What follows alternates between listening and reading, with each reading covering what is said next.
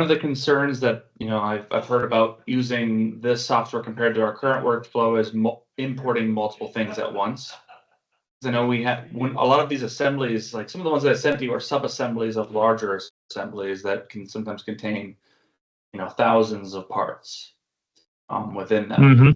Now, obviously, importing the assembly itself helps to import multiple things at once, but say we just wanted to have a list of various DWGs or DXFs or even individual part files. Can you import all of those individually in one big batch, or does it need to be done like, is there an open dialog that needs to come up for every single time that you're opening something up? Yeah, so for when it uses the term assembly in our software, that's just kind of a loose term for a group of parts, basically. Now, it can be full assemblies like what you sent, but I can also, I've got your folder open up on my other screen. I'm just grabbing these could just be random parts that you need to make. I can just drag those in and process them. If it's 2D geometry, if it's DXF or DWG, then we would load that directly into that nesting engine, and it would just, populate them in that sense. The only thing that's going to stop you here as far as opening the file is if there's several configurations, it'll ask you which configuration it is that you want to open up of that particular component. Sure. Yep. And I can read the names of that and everything like that.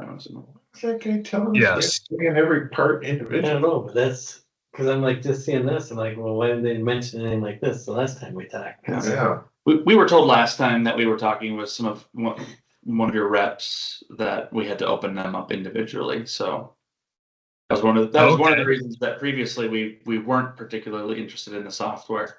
But we're kind of reopening that a bit here and now because we have a lot of issues. So we wanted to see that. Yeah, I'm not sure who that would have been because I've been in this territory since 2018, but it might have been someone that wasn't in software that didn't know what they were talking about. Sure. So yeah, you open all these parts up. We do get them all just the same way, but they're not. It doesn't look as pretty as it did, with the assembly itself. But it's like an airplane or something. Yeah. I think we built one.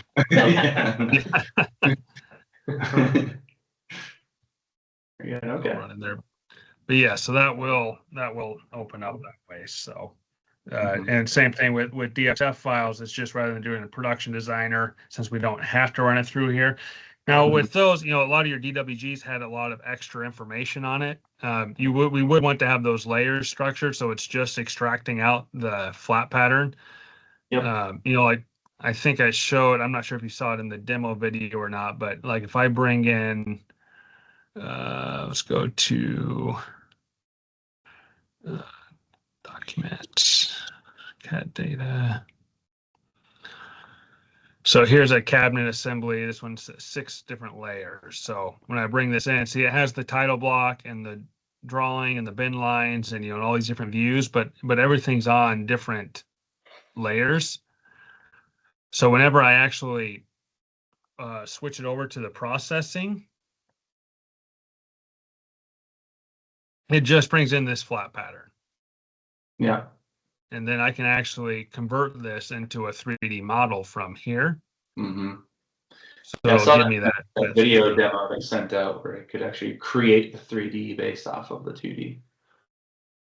Yep. Yeah. So having those layers set up to accommodate that, makes it a lot easier. Because now I could open up 100 of these DWGs at once, and it would only bring in the flat pattern for all of them. Where if you don't have the layers set up right, or the colors, or however you want to do it, then you would have to open them up one by one to, delete these other views off so that that data isn't being imported to be cut. Which every time what you're doing right now is what I see them doing every single time. So yeah. Oh. Okay. Yeah, that would be painful.